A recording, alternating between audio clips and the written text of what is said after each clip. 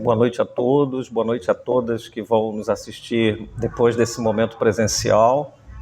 Boa noite a todos. Gostei, vão repetir boa noite?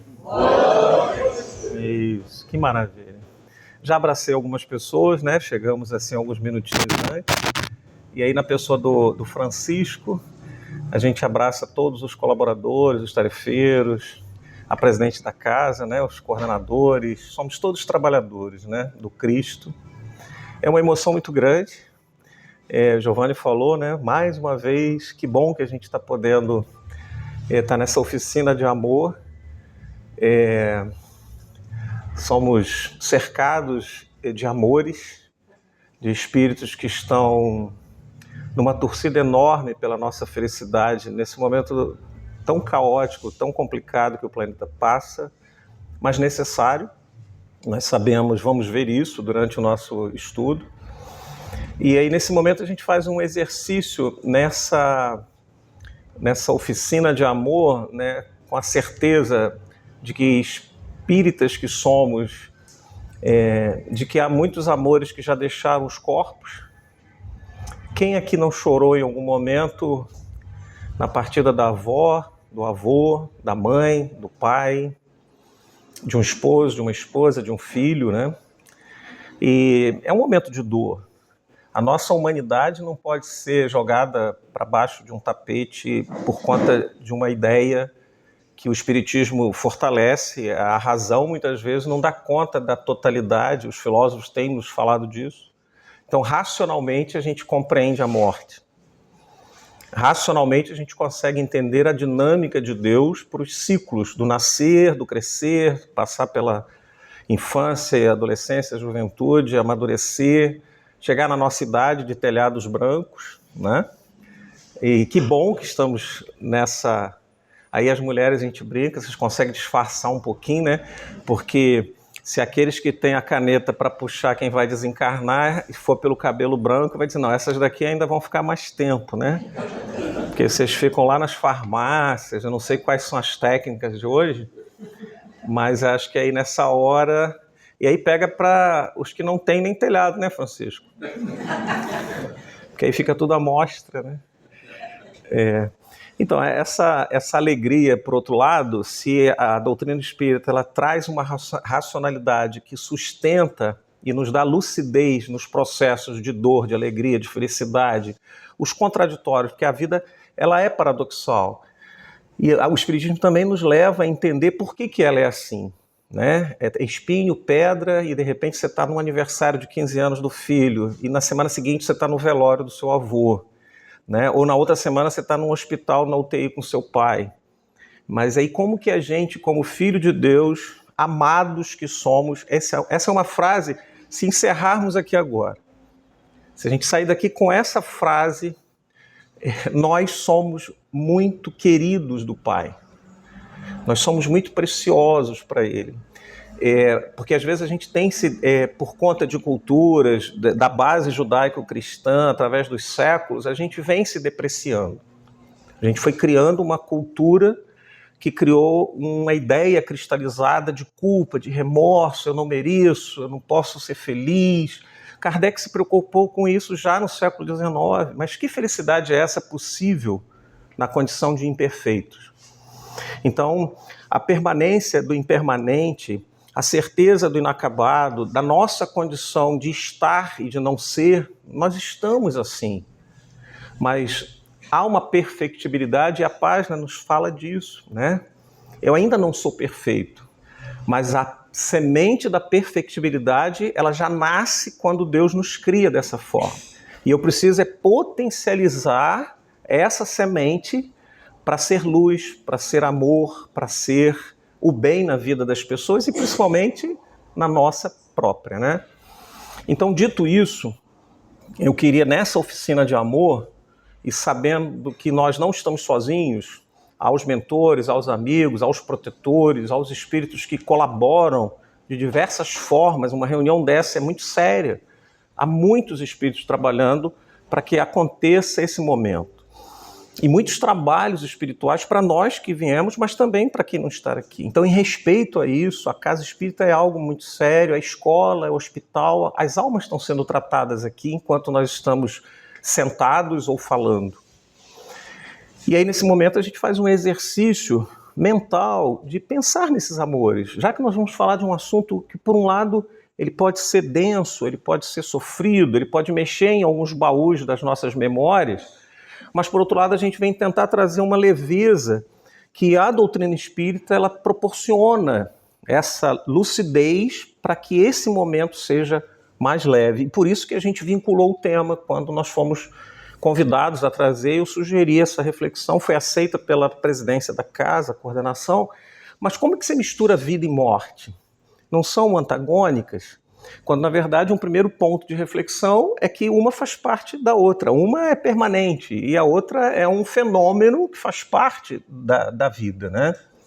Então, a gente vai trazer algumas obras. Eu sempre defendo muito, porque a gente está vendo muitas literaturas, mas a gente não pode sair do alicerce, né? Então, a gente traz Kardec em O Livro dos Espíritos, o Evangelho segundo o Espiritismo. A gente vai para as obras de Emmanuel e André Luiz, que tem muitas obras deles que não estão sendo estudadas ainda, então a gente vai para uma obra de André Luiz, vai para uma obra de Emmanuel, com a potência do Consolador, e a gente vai tentar organizar o pensamento até às 8, não é isso? Eu tenho 45 minutos. Então eu trago sempre material a mais, não se assustem, mas a gente vai conseguindo organizar e algumas a gente deixa o material e se pular, pode ser aprofundado em outro momento com a coordenação da casa. Então a gente traz primeiramente a morte como reflexão da vida. E aí a gente traz Confúcio, né? Aprende a viver como deves e saberás morrer bem. E Fernando Pessoa, o próprio viver é morrer, porque não temos um dia a mais na nossa vida que não tenhamos nisso um dia a menos nela. A morte é um tema que atravessa a história da humanidade carregado de mistérios, temores e especulações. Há muito mistério ainda em torno da morte. Nós estamos numa casa que elucida, que esclarece, em que a gente tem a oportunidade de conversar com aqueles que já partiram, que nós temos o mecanismo da mediunidade, né? Quantos médiuns da casa, quantas mensagens, quantos livros do Chico para falar só de um médium, mas quantos outros médiuns. Então a gente está aí um pouco à frente no sentido de uma humanidade que ainda lida com a ignorância da morte, com o desconhecido, e que vira espetáculo para muitas pessoas, mas também vira temor, né? A vida, por sua vez, ela é percebida através de diversas lentes filosóficas e religiosas que a encaram como uma oportunidade de autoconhecimento, construção de relacionamentos, busca por significado e, para os que creem, uma jornada espiritual para a eternidade. E você?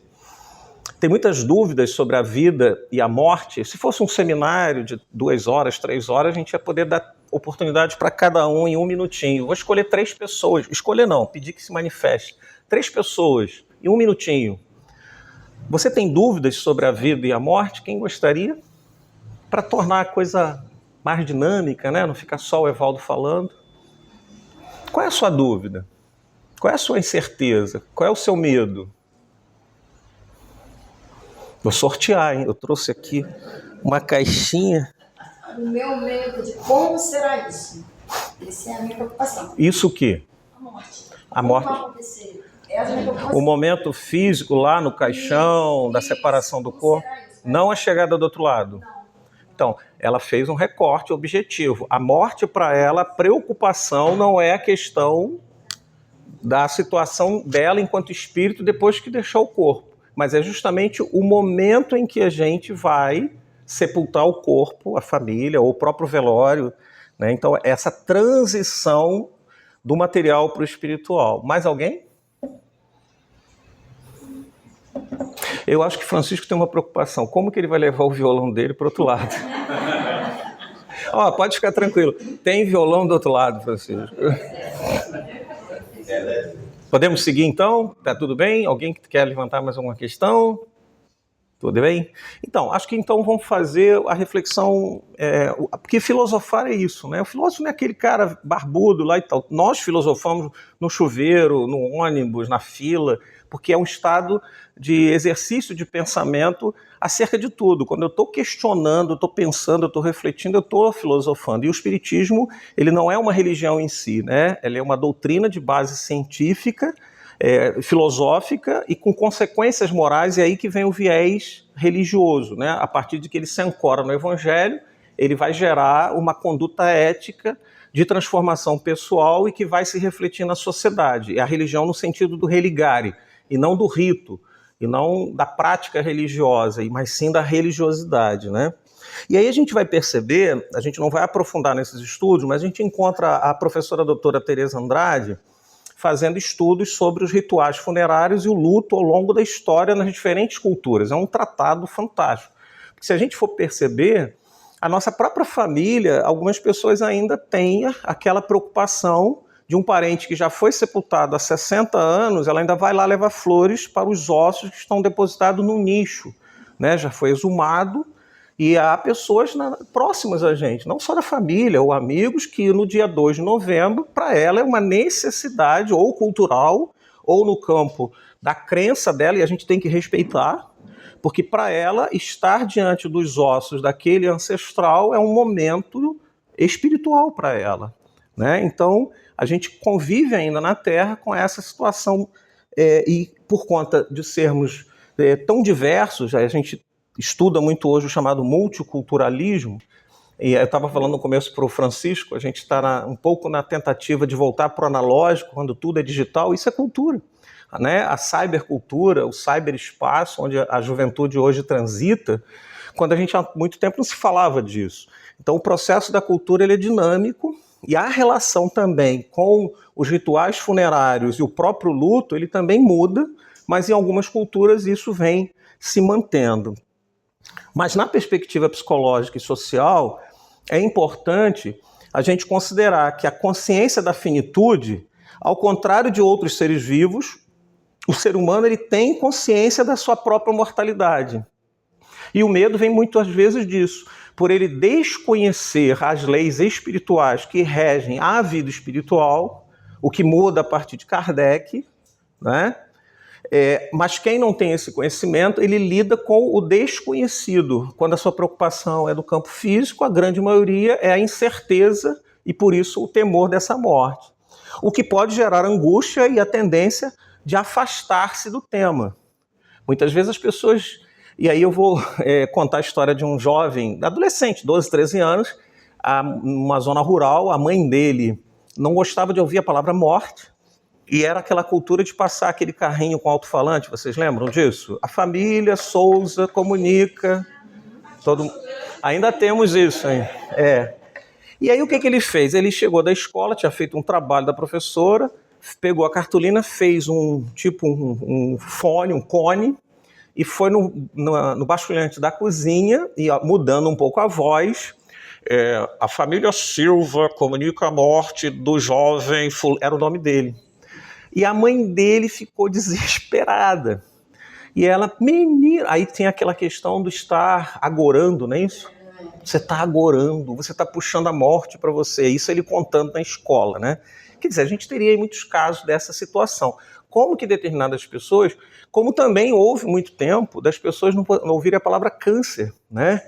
Isso é um indicador do estado psicológico da pessoa, ou limitação cultural ou de conhecimento, mas que a gente tem que respeitar como que a pessoa lida com aquela situação. Nesse caso, ele pregou uma peça lá na mãe, né? E lidar com a perda, que é uma outra questão. Eu já fui a vários velórios, e uma coisa que a gente observa, traçando o perfil dos irmãos, aqueles que mais cuidaram, que estavam no leito do hospital, que sacrificaram madrugadas, que cuidaram da mãe, cuidaram do pai, ainda que com lágrimas e sofrimento, estavam em equilíbrio.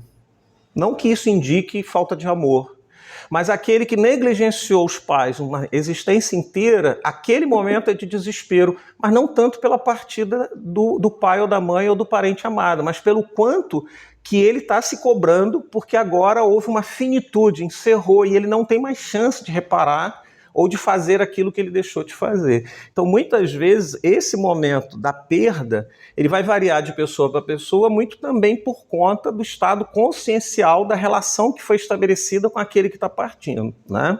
Então, a morte de outra pessoa confronta-nos com a nossa própria mortalidade, tornando o processo de luto um momento de reflexão sobre a vida e a finitude. E aí a gente estava falando de culturas. Quem assistiu, é um filme maravilhoso, A Vida é uma Festa. Levanta a mão quem assistiu. Interessante. Quantas vezes? Cristina, assistiu quantas vezes, Cristina? Então, é claro que é cultura. Mas esse é um filme... Só que a gente vai mergulhar numa cultura do México. A gente poderia trazer outros países, né? O Japão, por exemplo, e outros países da Ásia, que lidam com um processo mais diferente do Ocidente em relação à morte. E aqui, o México e a Festa dos Mortos. Essa é uma matéria no jornal da Unicamp, a Universidade de Campinas, de novembro de 2017. Eu não vou ler a matéria toda, mas talvez não exista sentido mais paradoxal que a Festa dos Mortos celebrada pelos mexicanos. As cidades enfeitadas, as pessoas em êxtase, as comidas, bebidas e flores deslocam o sentido usual que associamos à morte.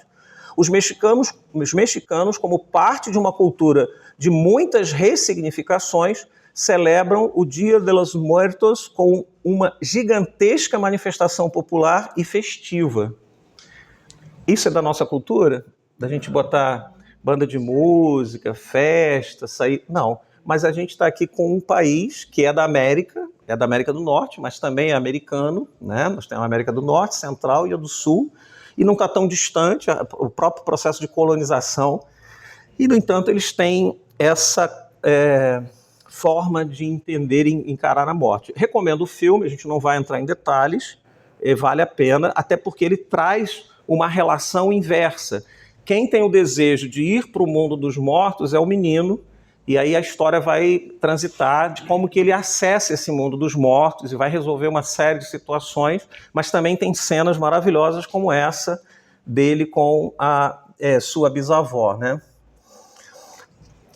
A doutrina espírita, aí a gente entrando, feita essa introdução, eu sempre digo que botam pilha nova no relógio, né? A hora passa rápido. Na doutrina espírita, contudo, ela é vista sob uma luz diferente, não como um fim, mas como uma transição para um novo estágio de existência. Aí a gente vai para o Livro dos Espíritos, né? A morte significa um retorno a um estado de vida mais livre, sutil, em outra dimensão da matéria.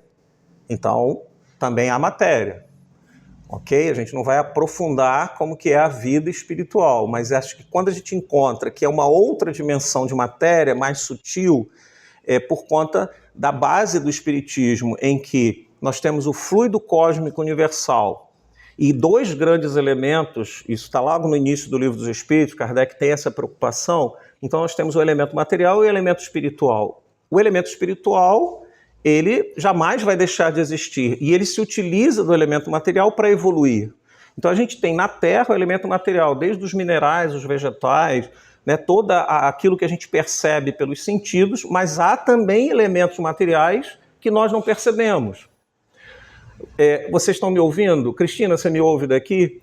Há o ar, que nós não vemos, e que é matéria, e que recebe as minhas ondas sonoras produzidas. Eu estou pensando, elaborando ideias e comunicando numa língua que todos conseguem decifrar, na língua portuguesa, vibra no ar e chega ao aparelho auditivo dela e que vai processar isso em segundos ou questões de muito rápido esse processo. Então, se a gente lida aqui naturalmente com um processo de não ver a matéria ar e ele é útil para a gente em todos os sentidos, quando a gente desencarna, o fluido cósmico universal ele está à nossa disposição, como o ar está à disposição para a gente operar a nossa comunicação via fala.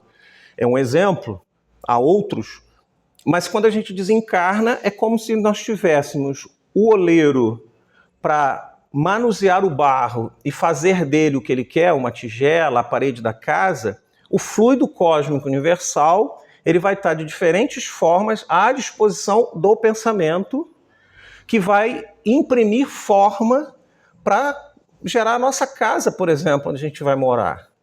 Né? Eu me recordo de uma comunicação em 93 de um senhor que desencarnou, deixou a esposa e os filhos, isso numa reunião mediúnica. E ele não foi, pelo trabalho que desenvolveu, para uma residência na colônia, ele foi para uma enfermaria. Passou um tempo na enfermaria. 3 anos depois ele retornou na reunião mediúnica. Da enfermaria ele foi para grupo de estudo, se juntou a amigos que ele reencontrou, passou a estudar, se ingressou num trabalho, numa equipe de oficina, juntou bônus horas e determinado a construir a casinha para que quando a esposa desencarnasse, ela já pudesse encontrar a casa pronta. Ele teve 4 vezes na reunião mediúnica em mais ou menos 15 anos. A mesma pessoa, porque ela não desencarnou. Inclusive a última foi até engraçada, que ele falou que ela estava demorando para desencarnar e a casa já estava pronta. Aí eu até brinquei com ele, falei, mas não foi o tempo necessário para o senhor preparar a casa e ela ficar bem legal? Então não é obra de igreja, né? Então ele saiu da enfermaria, conseguiu um espaço na colônia, fez só um cômodo para ele, não dormindo mais coletivamente, e continuou trabalhando no plano espiritual. Com que material que ele fez essa casa, né? São fluidos, aí o fluido cósmico universal à disposição da mente, né? O espírito pode usar esse fluido e construir a sua vida no outro plano, né? Então, a morte significa um retorno ao estado de vida mais livre e sutil, em outra dimensão da matéria. A morte não deve ser temida, pois a maior causa de preocupação e temor para o homem é a incerteza. Ele teme aquilo que não pode ver ou desconhece, como confirmado em O Livro dos Espíritos, na questão 952. A questão do luto é uma resposta natural à perda de alguém querido, mas a doutrina espírita oferece ferramentas para enfrentá-lo de maneira mais amena. Reconhecer que a morte não separa os espíritos, que o amor transcende a vida física e que podemos manter uma conexão espiritual com aqueles que se foram, são consolações imensuráveis. Esse equilíbrio na hora do velório, esse equilíbrio não pode ser forçado. O espírita não vai chorar, o espírita não vai ter um momento... É próprio de cada um. Qual a relação que você tem com aquela pessoa? Quanto que ela vai fazer falta na sua vida? Não há uma regra. Não, todos os espíritas têm que se comportar sério. Não, tem que ser muito verdadeiro, tem que ser muito sincero. Mas o que sustenta o equilíbrio emocional num momento desse de perda? A consciência de que ele está indo antes da gente. Ele foi numa estação, o trem vai continuar... E quem sabe na próxima estação, ou daqui a 2, ou daqui a 10, eu também estarei indo e a gente vai se reencontrar. E fora isso, mesmo que não haja condição moral para um reencontro imediato no plano espiritual, nós temos a condição da saudade através da experiência relatada em várias obras de quem está encarnado. Acho que eu toquei aqui. Ele vai reiniciar. De quem está desencarnado, poder matar a saudade reencontrando um jovem que havia perdido a mãe, a relação deles era muito forte, e ele, primeiro ano de desencarnação da mãe, ele não se conformava, o segundo ano, dirigia para o trabalho, parava na estrada, no acostamento, de chorar no volante, mesmo frequentando a casa espírita, tomando o seu passe, era algo emocional da relação que os dois traziam de outras existências. O não ter a mãe presente naquele momento da existência dele fazia muita falta. Qual foi a orientação da casa espírita? Ore, se prepare para o sono e que, havendo mérito dela, condição sua, vocês vão em algum momento se reencontrar.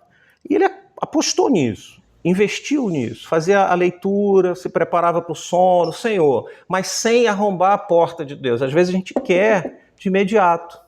E isso estava justamente dificultando o processo de reencontro. Quando ele, de certa forma, entendeu, com a orientação lúcida da casa espírita, que era necessário ele entender o momento de Deus e que no tempo certo eles iam se rever, passado 1 ano, ele chega à casa espírita radiante, feliz, e ele dizia que ele não tinha muitas lembranças, ele não sonhava muito, que o sonho nada mais é do que a lembrança do que a gente vive no mundo espiritual. E ele chega para contar na casa de que era nítido, detalhe por detalhe, e isso me emociona, porque da forma como ele relatou, ele num banco de jardim com um lago próximo, aguardando a mãe, ela chega e ele tinha levado, estava do lado dele, 12 rosas champanhe, que era a cor preferida dela.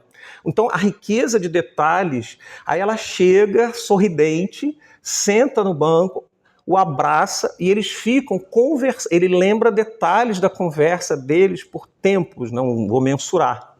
E ele acorda no outro dia com o preenchimento daquele vazio tinha ocorrido com esse encontro no mundo espiritual com essa mãe querida. Percebe? E aí fechou para ele um ciclo depois de 3 anos da desencarnação dela, com a possibilidade do reencontro, ela no mundo espiritual, ele encarnado, volta para o corpo no outro dia, mas volta renovado com a certeza de que ela realmente estava viva, numa condição de equilíbrio, deu uns conselhos para ele.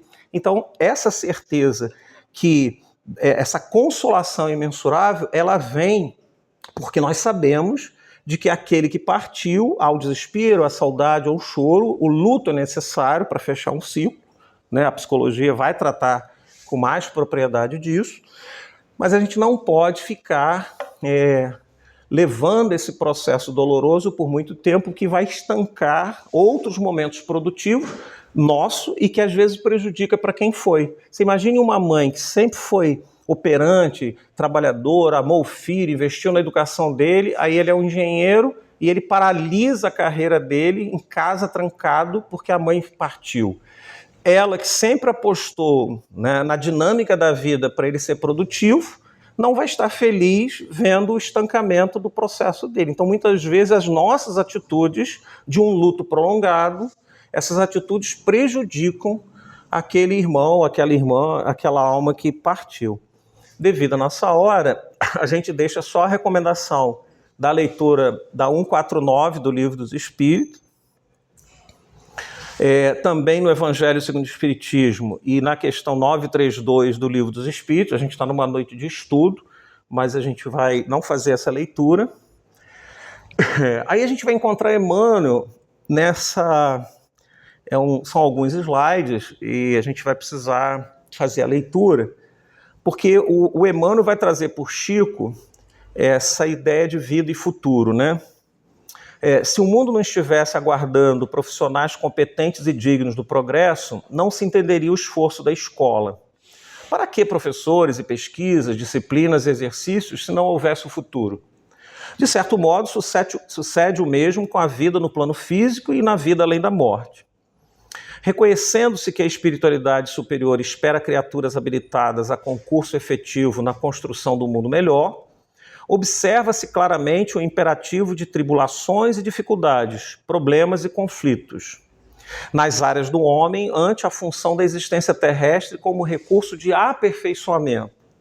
É por isso que nós outros, os amigos desencarnados, volvemos ao intercâmbio espiritual a fim de solicitar paciência e coragem aos irmãos corporificados na Terra. Esse recado é direto para a gente. Se te vês engajado numa tarefa que te afigure superior às próprias forças, suporta com serenidade os deveres que te cabem, evitando reclamações e queixas que simplesmente se te fariam mais espinhoso o caminho a percorrer. Se convives com familiares doentes ou perturbados, abençoa-os e assiste-os com bondade e tolerância, indagando de ti mesmo se não estarás ao lado daqueles mesmos irmãos que, em instâncias do pretérito, terás talvez atirado às sombras da doença e do desequilíbrio. Se carregas compromissos que te parecem excessivamente pesados e que tomaste sem lhes sopesar as consequências, permanece neles sem rebeldia, para que não te responsabilize por lesões e prejuízos no coração dos outros. Se sofres num corpo enfermiço, ou se adquiriste moléstias ou inibições dificilmente reversíveis, suporta com calma semelhantes constrangimentos, procurando reconhecer que te encontras nos resultados de tuas próprias escolhas, em passadas encarnações. Em qualquer prova na qual porventura te encontres, arma-te de paciência e coragem e não abandones as obrigações que te competem. Certifica-te de que o suicídio é sempre calamidade contra quem o executa. A morte, como aniquilamento do ser, não existe. A morte, como aniquilamento do ser, não existe. E a vida hoje, para cada criatura, será amanhã a continuidade dessa mesma vida, com tudo aquilo que a criatura faça de si mesmo. Eu vou repetir. A morte, como aniquilamento do ser, não existe. E a vida hoje, para cada criatura, será amanhã a continuidade dessa mesma vida, com tudo aquilo que a criatura faça de si. Então, acho que um primeiro ponto, e aqui está no livro Atenção, por Chico Xavier e o Emmanuel. O que nos chama fortemente, e sem detalhar toda a mensagem, a gente se ancorando nesse final, por que eu temo a morte? É porque há incertezas no meu viver. Se eu tenho insegurança, por exemplo, se eu desencarnar amanhã, as questões que eu não tenho resolvido no campo consciencial, das minhas relações com o outro, se eu ainda tenho mágoa, se eu ainda não consegui perdoar, ou se eu estou adiando determinadas situações que trariam progresso intelectual, financeiro, para dar estabilidade para pessoas que dependem de mim, e eu fico adiando esse processo de evolução, achando que amanhã eu poderei ter essa outra chance. Amanhã eu poderei ter essa outra chance. Então, o que nos incomoda pensar na morte é que, na verdade, o incômodo ele é anterior. Não é o fato de eu deixar o corpo físico, mas é eu ter um encontro comigo mesmo, como eu estou hoje. Né? Olha o que Emmanuel fala aqui, e a vida hoje, para cada criatura, será amanhã a continuidade dessa mesma vida, com tudo que a criatura está fazendo de si mesmo. Então a gente está fazendo o link, o tema é reflexões sobre a vida e a morte, e de que forma que ao pensar na morte, com a lucidez que a doutrina espírita nos oferece, eu posso também trazer a reflexão do depois da morte do corpo físico para um momento de reflexão do como eu estou vivendo, o que eu estou fazendo, porque nós não temos mais o nosso passado. Alguém tem o ontem? Eu posso retornar e fazer o nosso ontem de novo? Não. Eu tenho o meu domingo de manhã nas mãos? Não. Eu tenho o agora. Esse minuto é o único, por isso o nome é até presente. É um presente de Deus, mas é o que a gente tem de ferramenta, com todos os outros recursos que Deus nos dá, o corpo, a inteligência, né, toda essa potência que é cada um dos seus filhos, mas é saber usar o momento presente para fazer uma vida melhor, de modo que ao morrer, do outro lado, seja apenas consequência das nossas escolhas. Então não há o cristão que está coerente com o evangelho, com a caridade, de não desperdiçar a oportunidade de ajudar, de fazer o bem. Ele consegue fazer o autoconhecimento, identificar as suas sombras, mergulhar no seu inconsciente. Aí tem a literatura da Joana nos ajudando, para poder a gente ir se transformando numa pessoa melhor, e fazer o bem nos ajuda muito nisso. A gente vai fazendo uma transição como não tendo essa separação. Apenas a morte vai ser um fenômeno natural que vai nos levar para uma outra dimensão, mas eu vou continuar. Se eu sou chato, ranzinza, mal-humorado, eu vou continuar do outro lado. Mas se eu sou uma pessoa alegre, de bem com a vida, que eu estou feliz, que eu estou agradecendo, amanheceu chovendo, a pessoa já está reclamando que está chovendo. Né? Se fez frio, está reclamando do frio. Aí sai a frente fria, vem o calor, já reclama do calor. Eu não conheço ninguém assim. Vocês conhecem? Eu não conheço, eu estou em outro planeta, né? Vocês conhecem aqui do Luz e Esperança pessoas assim? Ou a gente também se olhando, né? Será que a gente é assim? É claro que às vezes a gente também é assim. A gente não é também a gente não está perfeito. Há perfectibilidade.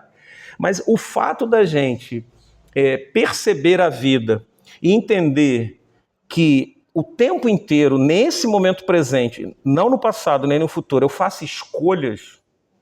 Por isso a imagem da semente, né? Eu estou fazendo escolhas o tempo inteiro lá no final. Encontras nos resultados de tuas próprias escolhas, em passadas reencarnações. Mas aí quando a gente desencarnar, essa já vai ser a encarnação passada. Percebe? Então, na verdade, eu estou num processo de colheita do que já semeei, e aí eu também não posso negligenciar e negar o passado, está posto, eu fiz, não nego, estou devendo ao banco, né? A gente não vai negar, tem que dar um jeito de pagar a conta.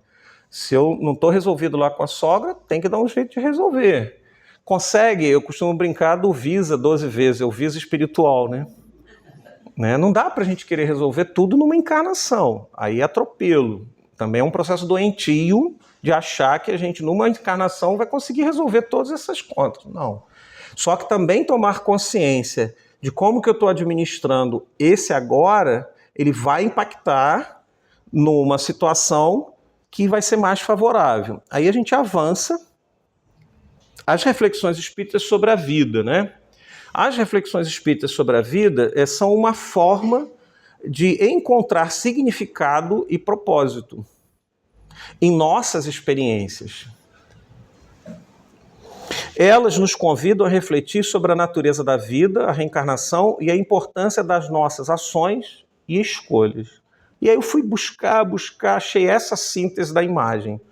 A vida, o que é a vida? A vida é a soma das suas escolhas, das minhas escolhas, das suas escolhas.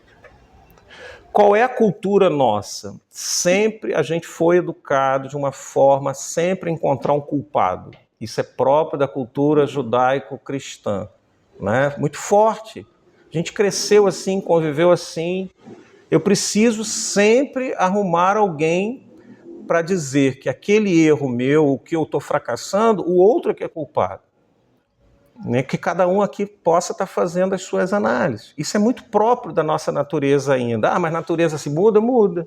Aí é uma decisão, é uma escolha de dizer, eu sempre fico só fugindo da responsabilidade que é minha e dando um jeito de... A culpa é Deus, né? Poxa vida, eu não nasci como o vizinho, o quintal dele, a grama é bonita, a roseira dele é mais bonita. Eu sempre vou estar arrumando uma desculpa.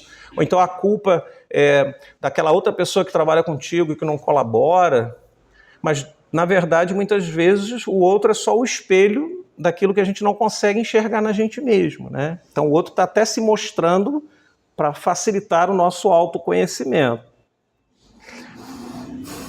E a gente está falando...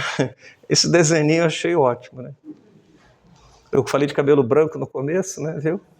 Olha, Giovanni, não fiz em homenagem a você, não. Se você botar os óculos, então, eu acho que tem mais gente de cabelo branco aqui, né? E aí? Nós estamos falando de vida, estamos falando de escolhas, nós falamos de consequências das nossas escolhas, nós estamos falando de morte, mas que a morte não existe, ela é só de cunho material, ela fecha um ciclo, mas a potência nossa espiritual ela vai permanecer do outro lado, com a consciência, né? Com a nossa vida, com os nossos sentimentos, com tudo que a gente construiu aqui, menos o violão do Francisco, né? Ele vai ter que arrumar outro lá. Esse é um propósito, porque se a gente volta aqui, a gente vai encontrar a palavra propósito, né? Eu me perdi aqui, em algum momento a gente vai encontrar, tá aqui. Então, refletir sobre a vida, né? As reflexões espíritas sobre a vida são uma forma de encontrar significado e propósito em nossas experiências. E a gente não está falando de experiência do tipo, vou me trancar num mosteiro, num convento para ficar só orando. Essa é uma experiência, é uma escolha de vida da pessoa. O que o Espírito, nessa mensagem, está trazendo são as experiências nossas do dia a dia. Né? De que forma que eu me posiciono um ser consciente e espiritual nas grandes, porque a gente também tem propósitos grandes.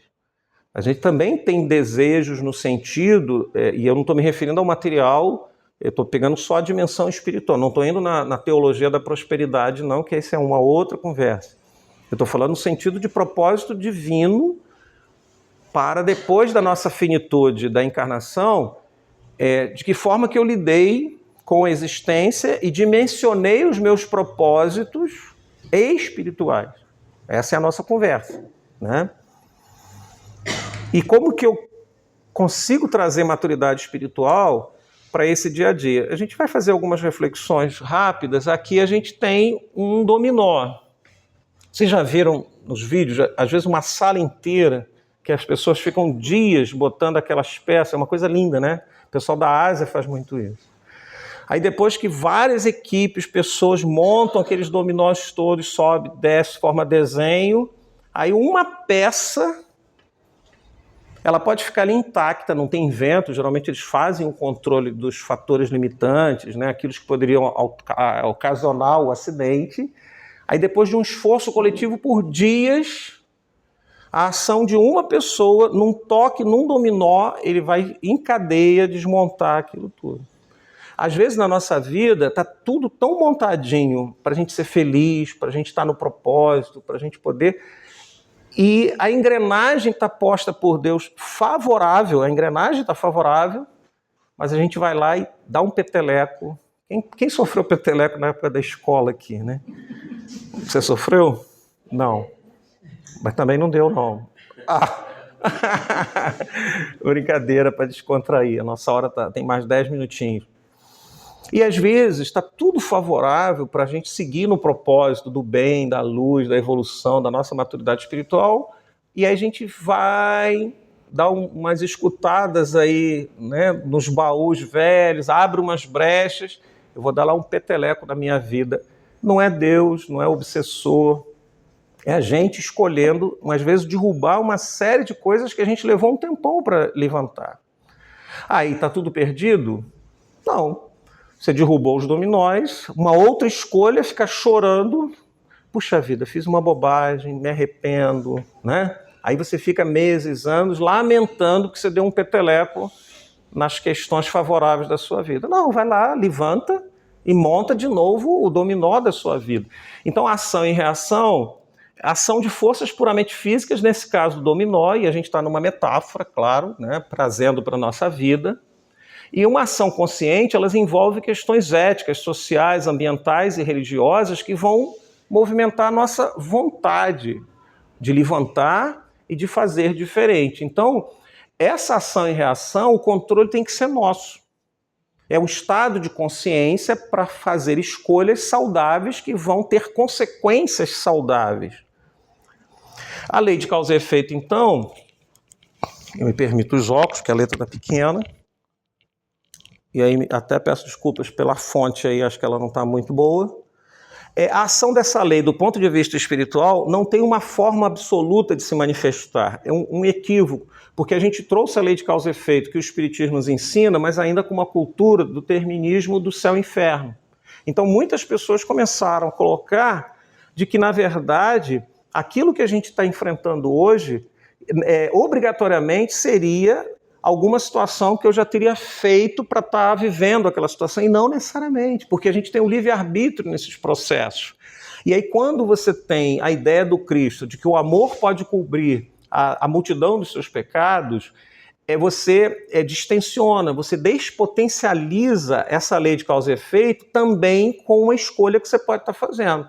Então, mesmo que você tenha uma dívida com o divino muito intensa por ter prejudicado A, B ou C numa existência passada, mas o teu ato de amor pelo coletivo, que não seja diretamente só para aquela pessoa, isso vai gerar uma potência de energia que vai atenuar essa lei de causa e efeito. E aí tem vários casos. Na literatura do Chico, o indivíduo, e aí a gente está indo para uma situação muito clássica, é um indivíduo que tinha escravos no século XIX, e ele maltratava botando as mãos dos escravos quando roubavam alimentos, ele fazia lá o castigo nas mãos.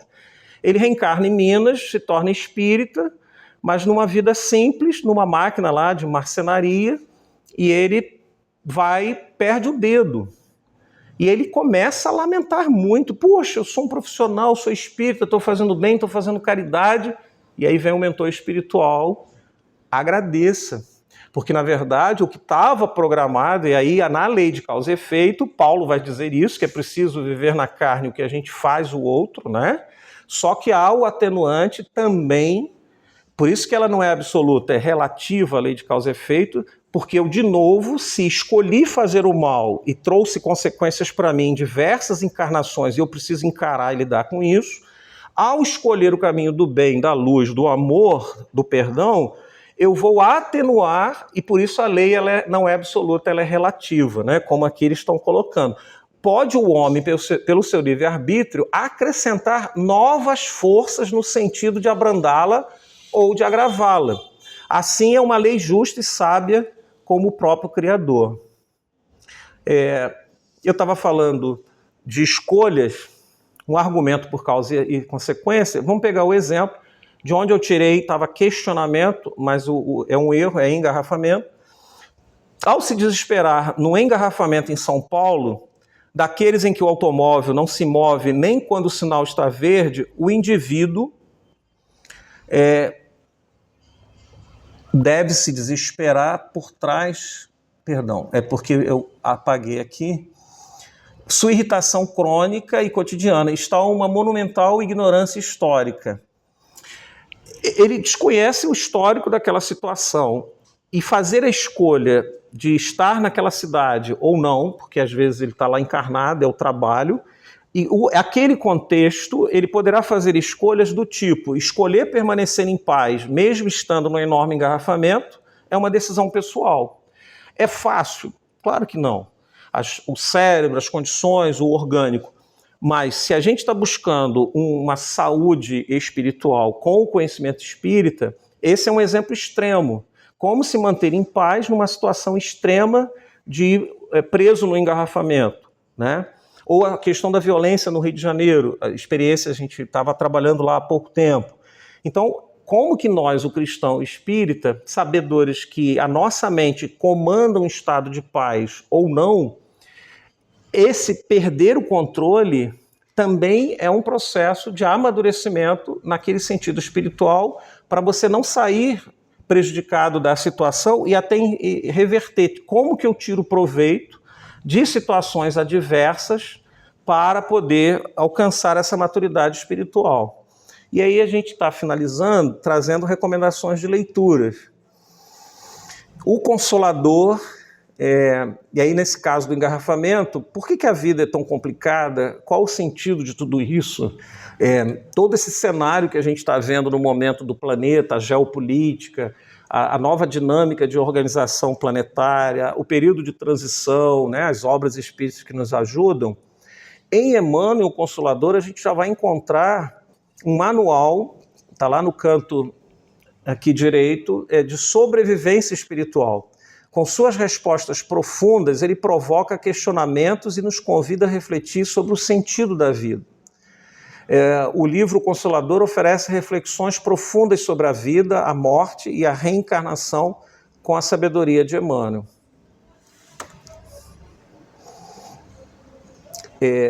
Mochileiro espírita.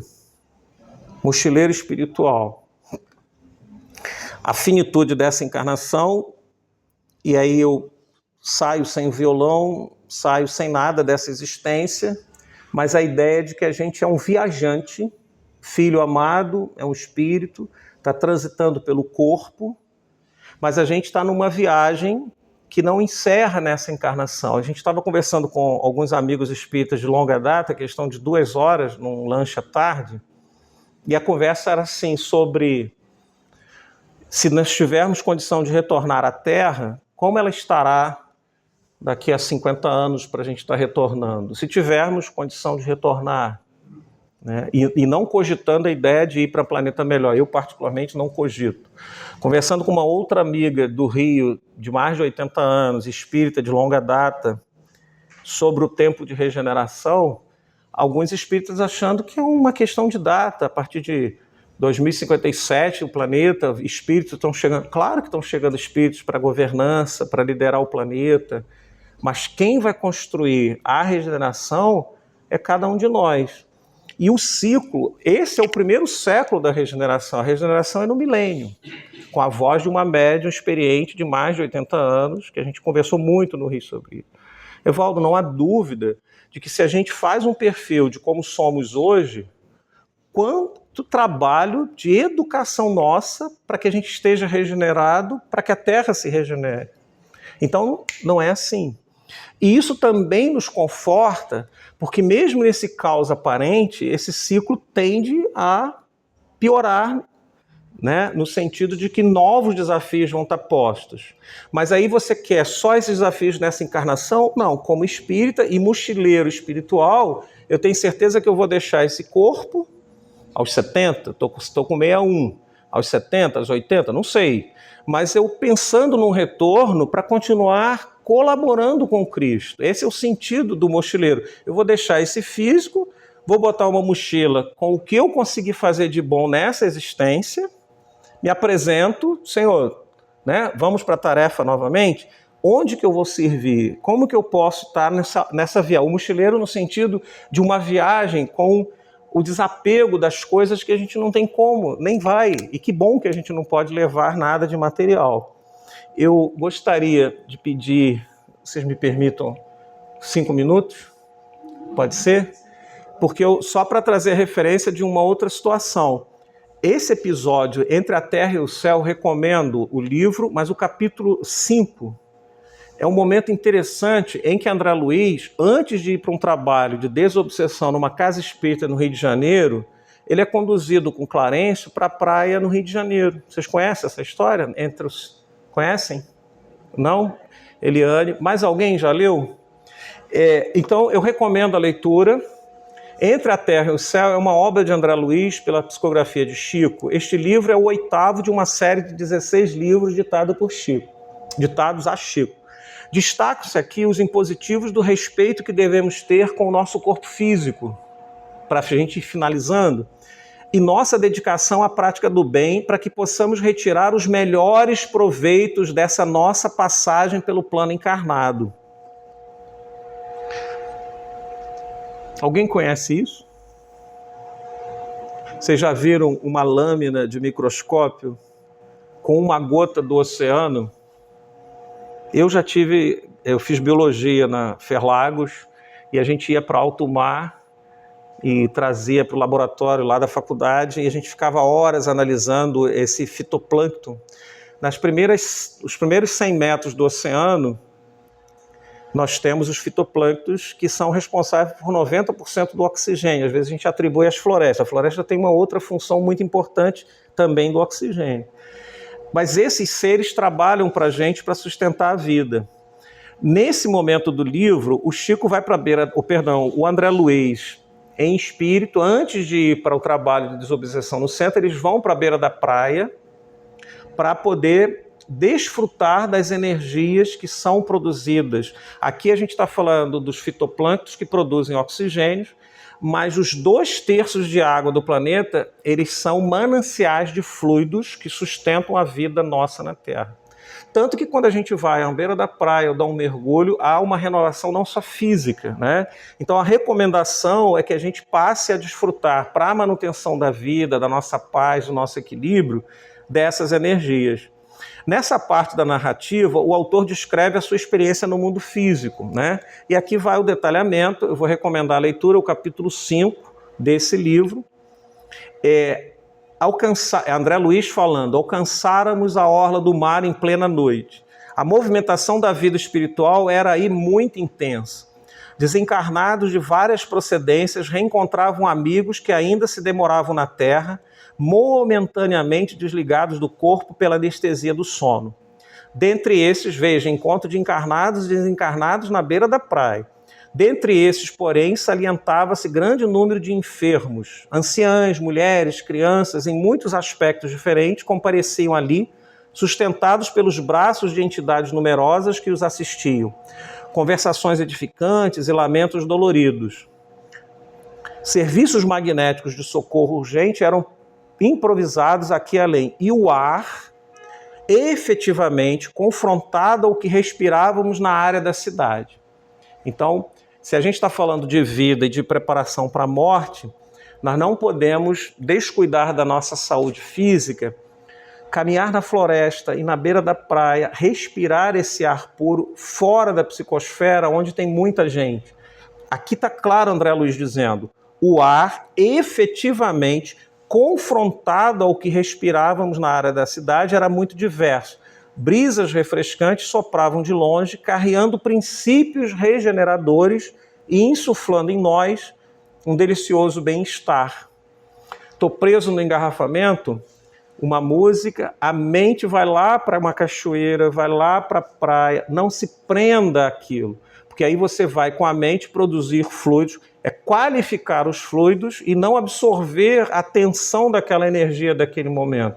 Então, a floresta, o oceano, eles são mananciais de energias puras, não maculadas pelo pensamento humano, e a espiritualidade utiliza muito essas energias. E é André Luiz que está nos falando aqui. O oceano é miraculoso reservatório de forças. Aí já, Clarencio elucidou Clarencio de maneira expressiva. Até aqui, muitos companheiros de nosso plano trazem os irmãos doentes, ainda ligados ao corpo na terra, de modo a receberem um refazimento e repouso. Eu finalizo, por conta em respeito à hora. Ninguém morre, é o Chico Xavier nos dizendo. O aperfeiçoamento prossegue em toda parte. A vida renova e eleva os quadros múltiplos de seus servidores, conduzindo-os vitoriosa e bela à união suprema com a divindade. A morte, vista pela doutrina espírita, é um capítulo natural e esperançoso na longa história da alma. Oferecer uma visão espiritual sobre este tema é trazer luz a um caminho muitas vezes visto como sombrio, proporcionando consolo e compreensão aos que ficam. Allan Kardec, através de sua obra, nos oferece um caminho de luz e consolo, ensinando que a morte é apenas uma passagem para uma vida em plenitude espiritual. Que a nossa noite tenha sido um convite à reflexão sobre a imortalidade da alma. Gratidão, que Jesus nos abençoe.